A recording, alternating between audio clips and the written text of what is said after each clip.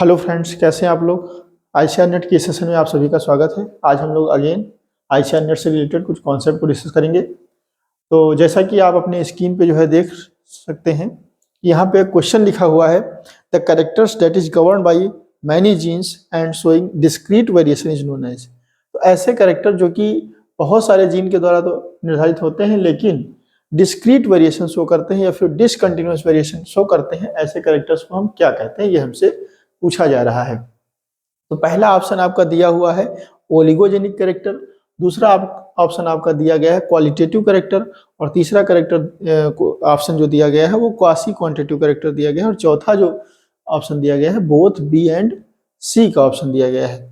तो देखिए यहाँ पे हम लोग ओलिगोजेनिक कैरेक्टर क्या होते हैं, क्वालिटेटिव कैरेक्टर क्या होते हैं, क्वासी क्वांटिटेटिव कैरेक्टर क्या होते हैं, इन सभी को समझ लेंगे। उसके बाद जो है आपको आंसर खुद ब खुद समझ में आ जाएगा। ठीक है, तो देखिए ओलिगोजेनिक कैरेक्टर क्या होते हैं, ऐसे कैरेक्टर जो कि सिंगल या फिर फ्यू जीन के द्वारा निर्धारित होते हैं, ऐसे कैरेक्टर्स को हम ओलिगोजेनिक कैरेक्टर कहते हैं।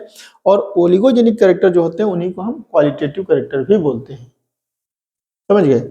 और क्वांटिटेटिव कैरेक्टर, यहाँ पे क्वांटिटेटिव कैरेक्टर का ऑप्शन ही नहीं दिया गया, लेकिन क्वांटिटेटिव कैरेक्टर ऐसे कैरेक्टर होते हैं, आप देख सकते हैं। देखिए यहाँ पे क्वांटिटेटिव कैरेक्टर और क्वालिटेटिव कैरेक्टर दोनों कैरेक्टर्स के बारे में आपको बताया गया है। तो इसमें कुछ जो है मतलब फीचर्स दिए गए हैं, जिसके आधार पे आप क्वालिटेटिव कैरेक्टर्स और क्वांटिटेटिव कैरेक्टर में डिफरेंस जो है क्रिएट कर सकते हैं। तो पहला जैसे ऑप्शन दिया गया है जीन इन्वॉल्व, तो जीन देखिए क्वालिटेटिव कैरेक्टर जो होते हैं इनको एक या फ्यू जीन जो है, वन या फ्यू जीन जो है निर्धारित करते हैं, जबकि क्वांटिटेटिव कैरेक्टर जो होते हैं इसको सेवरल जीन्स जो है निर्धारित करते हैं।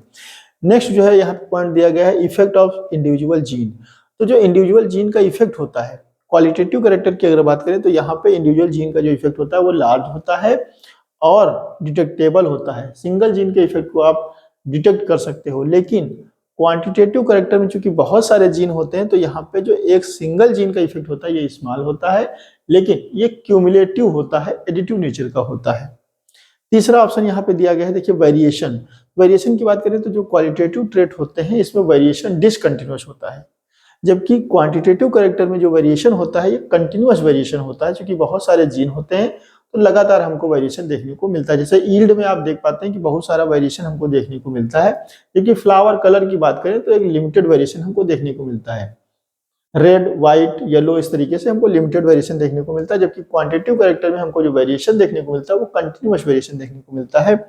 इसी तरीके से अगर फोर्थ पॉइंट की बात करें तो ग्रुपिंग इनटू डिस्टिंक्ट क्लासेस, तो देखिए क्वालिटेटिव कैरेक्टर को अगर आप डिफरेंट क्लास में जो है कैटेगराइज करना चाहते हैं तो ये पॉसिबल है, जबकि क्वांटिटेटिव कैरेक्टर को जो है आप डिफरेंट क्लासेज में क्लासिफाई नहीं कर सकते हो। जैसे कि भाई आप फ्लावर्स को कैटेगराइज कर सकते हो, रेड फ्लावर, व्हाइट फ्लावर, इस तरीके से आप क्लासिफिकेशन कर सकते हो, लेकिन ईल्ड का कोई क्लासिफिकेशन नहीं हो सकता है। तो ईल्ड जो है क्या है, क्वांटिटेटिव कैरेक्टर है, चूंकि बहुत सारे जीन के द्वारा निर्धारित होती है तो इसको हम बोलते हैं क्वांटिटेटिव कैरेक्टर। अब इफेक्ट ऑफ इन्वायरमेंट की अगर बात करें तो आपको जैसा कि पता है जो क्वालिटेटिव कैरेक्टर होते हैं, ओलिगोजेनिक कैरेक्टर होते हैं, ये जो है इन्वायरमेंट से बहुत कम प्रभावित होते हैं। इनका इन्वायरमेंट पे मतलब इन पे जो है इन्वायरमेंट्स का बहुत ज़्यादा इफेक्ट नहीं पड़ता। जैसे कि बारिश अगर होती है तो फ्लावर का कलर वैसे रहेगा, धूप अगर होती है फ्लावर का कलर हल्का सा थोड़ा डल हो जाएगा, लेकिन फिलहाल के लिए वैसा ही रहेगा। जबकि ईल्ड की अगर बात करें, ईल्ड जो कि एक क्वांटिटेटिव कैरेक्टर है, इस पे इन्वायरमेंट का बहुत ज़्यादा इफेक्ट पड़ता है। ईल्ड जो है अगर ज़्यादा बारिश हो जा रही है तब भी कम हो जाएगी, कम बारिश हो रही है तब भी कम हो जाएगी, तो ईल्ड पे बहुत ज़्यादा इफेक्ट पड़ता है। दूसरा जो है पॉइंट दिया है मेट्रिक मेजरमेंट, तो देखिए क्वालिटेटिव कैरेक्टर जो होते हैं इनका मेट्रिक मेजरमेंट पॉसिबल नहीं है, जबकि क्वांटिटेटिव कैरेक्टर जो है इनका मेट्रिक मेजरमेंट पॉसिबल है। मेट्रिक मेजरमेंट का मतलब क्या है कि जैसे हमको तौलने नापने की अगर बात करें तो क्वालिटेटिव कैरेक्टर को हम तौल नाप नहीं सकते हैं। जैसे फ्लावर कलर को हम भाई तौल नाप थोड़े सकते हैं, हम देख करके जो है उनको जस्ट जो है देख करके उनको हम बता सकते हैं कि this one is red flower and this one is white flower. जबकि ईल्ड को, प्लांट हाइट को, या फिर हम नंबर ऑफ टिलर्स को, इनको सबको काउंट करते हैं, गिनते हैं, तौलते नापते हैं, तो ये जो है मेट्रिक मेजरमेंट क्वांटिटेटिव कैरेक्टर का तो पॉसिबल है, लेकिन क्वालिटेटिव कैरेक्टर का मेट्रिक मेजरमेंट पॉसिबल नहीं है।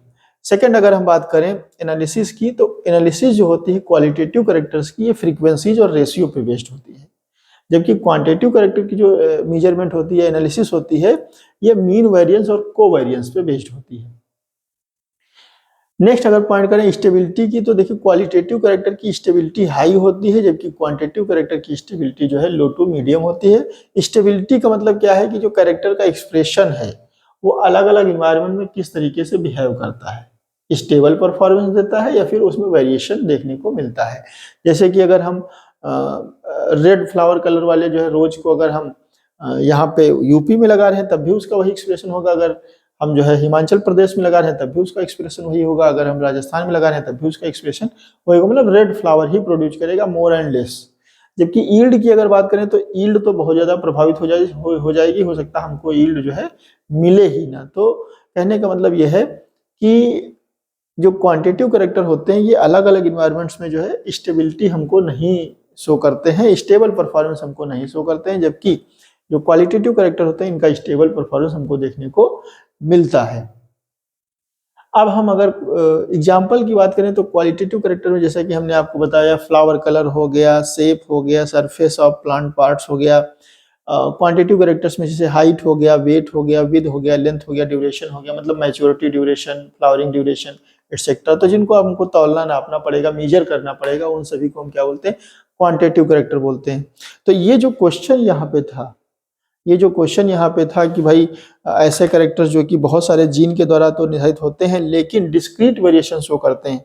यहाँ पे हमने देखा कि भाई अगर कोई डिस्क्रीट वेरिएशन शो कर रहा है, डिसकंटिन्यूअस वेरिएशन शो कर रहा है, तो उसको हम क्वालिटेटिव कैरेक्टर बोलते हैं। लेकिन क्वालिटेटिव कैरेक्टर वन या फिर फ्यू जीन के द्वारा निर्धारित होते हैं, और क्वांटिटेटिव कैरेक्टर जो होते हैं इसमें कंटिन्यूअस वेरिएशन तो होता है लेकिन ये सेवरल जीन के द्वारा निर्धारित होते हैं। जबकि आप यहाँ पे क्वेश्चन में हमसे कह रहा है कि भाई ऐसा कैरेक्टर है जो कि बहुत सारे जीन के द्वारा तो निर्धारित हो रहा है लेकिन डिसकंटिन्यूअस वेरिएशन शो कर रहा है, तो ऐसे कैरेक्टर्स को हम क्या बोलेंगे, ऐसे कैरेक्टर्स को हम क्वासी क्वांटिटेटिव कैरेक्टर बोलेंगे। तो ऑप्शन सी जो है यहाँ पे सही हो जाएगा। ऐसे कैरेक्टर जो कि बहुत सारे जीन के द्वारा तो निर्धारित होंगे लेकिन उनमें वेरिएशन जो होगा वो डिसकंटिन्यूअस वेरिएशन होगा, तो ऐसे कैरेक्टर्स को हम क्वासी क्वांटिटेटिव कैरेक्टर बोलेंगे। उम्मीद है कि ये चीज आपको समझ में आई होगी। नेक्स्ट जो है क्वेश्चन, यहाँ पे एक और क्वेश्चन हमने लिया हुआ है, इस क्वेश्चन को डिस्कस कर लेते हैं।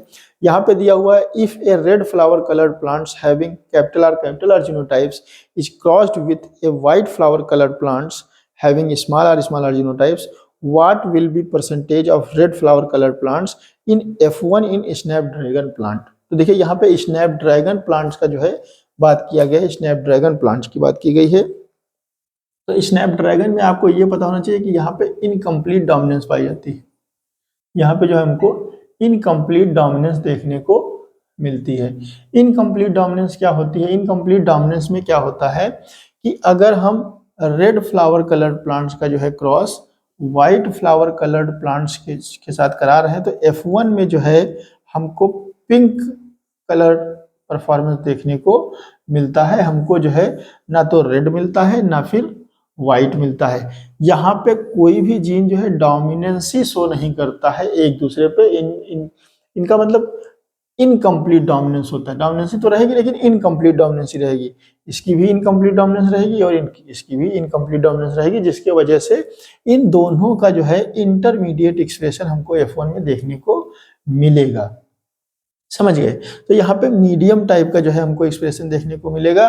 तो इस तरीके से जो है यहाँ पे जो ये क्वेश्चन पूछा जा रहा है कि रेड फ्लावर कलर्ड प्लांट्स का जो हम क्रॉस कराएंगे व्हाइट फ्लावर कलर्ड प्लांट से, तो F1 में यहाँ पे दिया हुआ F1 प्लांट्स में जो है रेड फ्लावर कलर्ड प्लांट्स का क्या प्रोपोर्शन रहेगा, क्या परसेंटेज रहेगा।